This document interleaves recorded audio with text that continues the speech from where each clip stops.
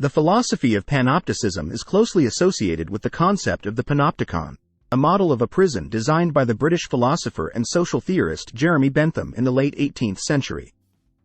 The Panopticon is an architectural structure where a central watchtower is surrounded by cells arranged in a circular fashion. The key idea is that inmates are aware that they could be under observation at any time, creating a self-regulating and disciplining effect. This concept has been widely applied to discussions of surveillance in society, particularly in the context of modern technologies. The French philosopher Michel Foucault expanded on the Panopticon in his work, Discipline and Punish: The Birth of the Prison. He used the Panopticon as a metaphor to explore the dynamics of power, surveillance, and control in various social institutions, not just prisons. The philosophy of Panopticism, as outlined by Foucault, has implications for understanding how surveillance operates in contemporary society. Visibility and power. The Panopticon operates on the principle of visibility and asymmetrical power. Inmates are made visible to a central authority, the observer in the watchtower, while the observer remains largely invisible. This dynamic establishes a power relationship where those being observed feel a constant sense of vulnerability and the potential for scrutiny. Internalized surveillance.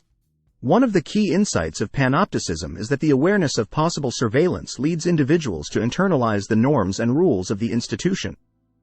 In a panoptic society, people may regulate their behavior not only in response to actual surveillance but also in anticipation of being watched. This internalized surveillance becomes a form of self-discipline. Normalization of surveillance. Panopticism contributes to the normalization of surveillance. When individuals become accustomed to the idea of being watched, surveillance becomes an accepted part of the social fabric. This normalization can extend to various aspects of life, including workplaces, educational institutions, public spaces, and online interactions.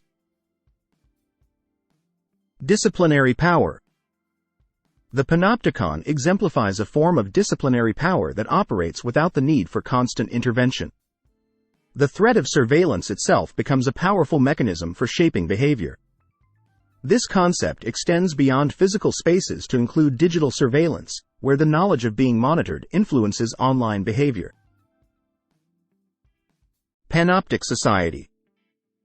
Foucault's panopticism has been applied to describe contemporary society as a panoptic society, characterized by pervasive surveillance.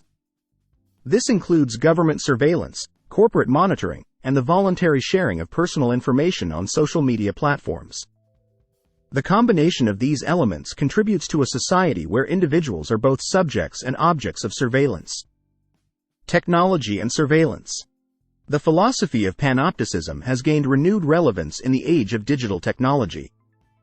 Surveillance cameras, facial recognition systems, online tracking, and data collection contribute to a panoptic environment where individuals may feel constantly monitored.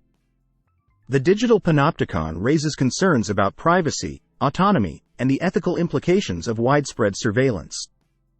Resistance and subversion. Despite the disciplining effect of panoptic surveillance, Foucault also acknowledged the potential for resistance and subversion. Individuals and groups may find ways to challenge or disrupt surveillance practices, whether through activism, encryption, or other means of protecting privacy. Understanding the philosophy of Panopticism provides insights into the dynamics of power and surveillance in contemporary society.